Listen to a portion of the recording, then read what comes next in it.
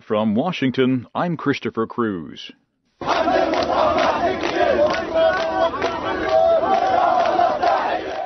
Tens of thousands of Palestinians gathered in the center of Gaza City Friday for celebrations to mark the 48th anniversary of the Fatah organization.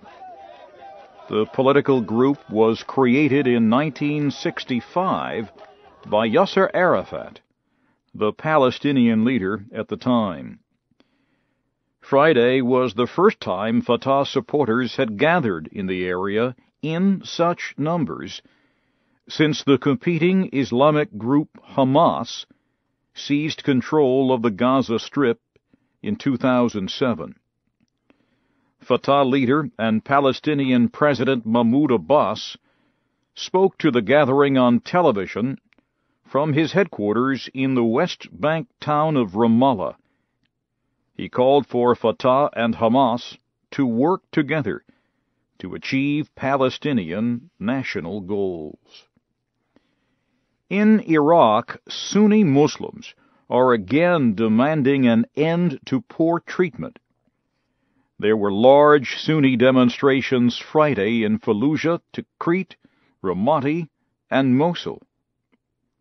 Protesters called on the government of Shi'ite Prime Minister al-Maliki to release Sunni Muslim prisoners.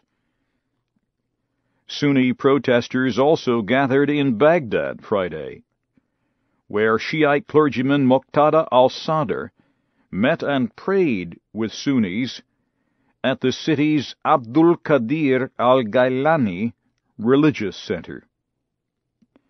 The Shiite leader then visited the Our Lady of Salvation Roman Catholic Church.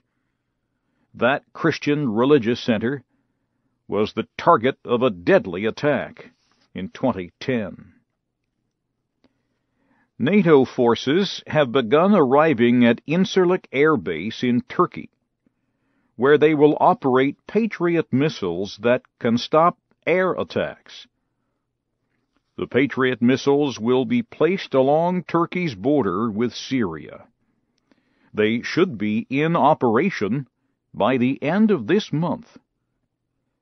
NATO approved the deployment of the surface-to-air missiles early last month, after Turkey said it was worried about the possibility that Syria would use chemical weapons against its people.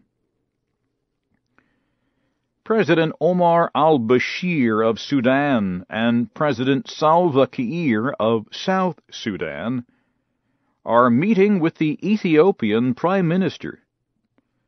The meeting is taking place in Ethiopia's capital, Addis Ababa. The presidents met with the Ethiopian Prime Minister separately on Friday. The talks are expected to continue into Saturday. They are expected to discuss an effort to establish a non-military area on the border between their two countries. Oil produced in South Sudan cannot flow through Sudan's pipelines until the deal is completed. You are listening to the news in VOA Special English from Washington. The former United States ambassador to the United Nations says the American State Department has no reason to be concerned about his planned trip to North Korea.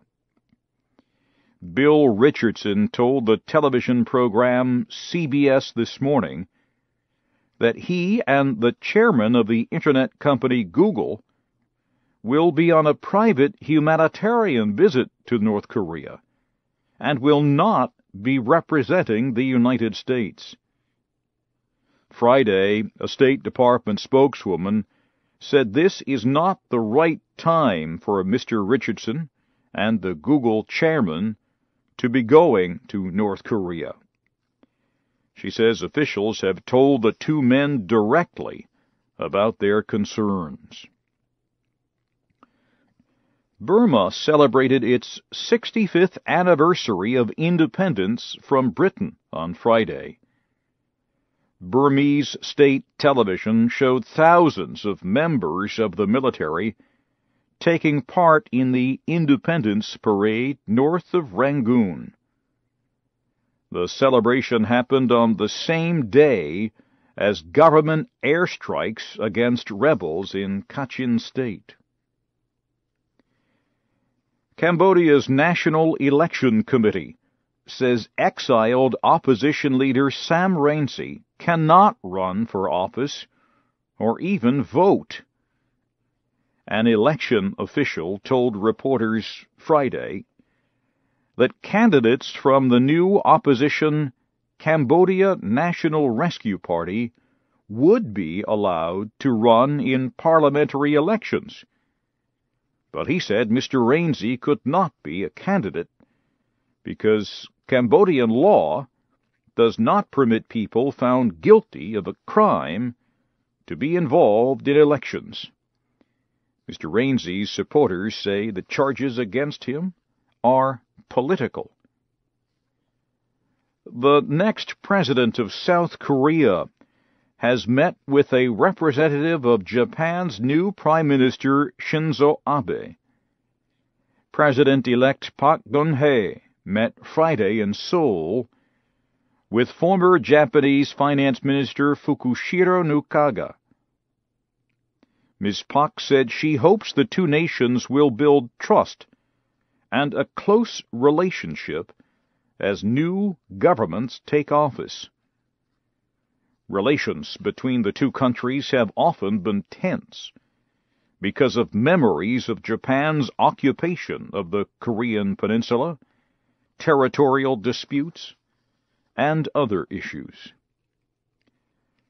The new government of Venezuela says President Hugo Chavez is facing new health problems because of a severe lung infection. Opposition leaders have been demanding more information about the president's condition. And finally at this hour, the Pakistani schoolgirl who was shot by Taliban gunmen has been released from a hospital in Birmingham, England. 15-year-old Malala Yousafzai waved to workers at the Queen Elizabeth Hospital as she left on Thursday. The hospital's medical director says the girl has recovered enough that she can now be treated at her family's temporary home in England. She is, however, to have another operation in the coming weeks. Malala Yousafzai was shot in the head in October.